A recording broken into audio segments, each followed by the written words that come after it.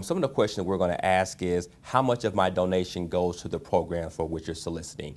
How much goes to fundraising? Is your organization a 501c3 organization? Is my contribution tax deductible? So those are just some of the questions that some of the general questions that we would have a consumer ask any kind of organization. If you're out shopping during holiday season and you see an organization, don't feel compelled to give cash. You can write a check, you can do it by credit card. What that does, that gives you a receipt for your tax purposes, but also it gives you a little bit of information of who you're donating to. And if you are writing a check, write it to the name of the organization, don't write it to an individual. Also, if you're out, make sure that you understand the organization that you're donating to. A lot of organizations have similar sounding names, so before you give, always ask for additional information. Don't feel compelled to give on the spot. Obviously, this is the holiday season and people want to give, but if there is a need today, there'll be a need tomorrow and the next day. So you can always say, let me get some additional information about your organization before I donate to you. So I think those are some of the basic questions if you are out and about as far as it deals with charitable giving.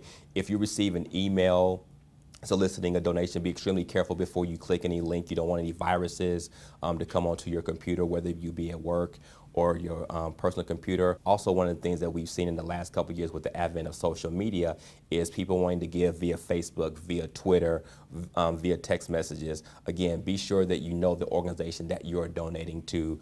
Don't feel compelled to give on the spot. Be sure to check the organization out. If you're giving via text message, you can verify the text code that you're going to donate to, and also understand that if you're donating via phone, that there may be some charges by your provider, and also that the donation may not go directly to the organization, that there may be a lag time from the time that the donation is processed versus the time that donation actually gets to the organization. If you go to www.give.org, that's going to be our website where we have charities. We actually rate and evaluate charities based upon our 20 standards. So if you type in the name of an organization, it's going to give you whether that organization has submitted information for review, and it's going to tell you the status of that review, so you can be able to tell the different sounding names, whether it's an affiliate or whether it's a completely different organization. Again, we talked about earlier, organizations with similar sounding name, with similar sounding causes, and you want to make sure that you're donating to the organization that represents themselves to you. Can you give me an example, and it might be kind of putting you on the spot here a little bit, of two organizations that aren't necessarily named the same, but it's going to the same pot that people might have heard of right now? I can't think of any exact names, but if you're donating to any kind of police, veterans, fire, research organizations, whether they have the name research or foundation, there will be some that will have similar sounding names, and what an organization that may not have met our standards or may be doing some things that they're not supposed to be doing, they will attach a name, or they will purposely make their name to be something similar to an organization that someone is very familiar with. So a lot of times that could be a red flag if you see two similar sounding organizations. Similar sounding names. Again, at that point, if you're unsure about a name of an organization that you're very comfortable with and well known versus someone who you may not know, at that point we would recommend to somebody, again, don't give on the spot. You can go to our website, ask for additional information before you make that donating decision.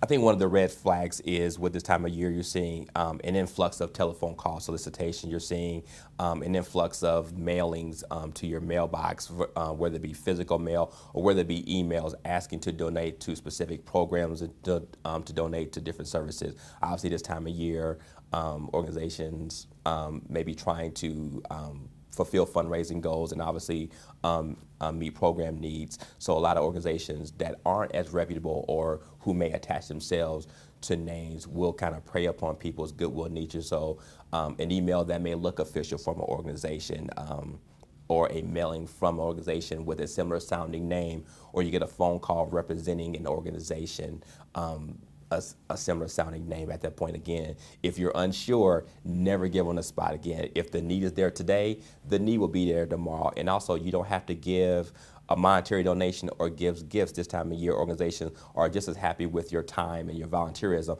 as much as a donation, because all of that is very much appreciated for this time of year. We're always monitoring, whether it be by phone calls or consumers who will contact us via the web. So we're always kind of monitoring specific organizations. Right now there's none per se, but it's kind of the general these are the things that people are looking for when they're giving their donations, some of the general tips and best practices this time of year.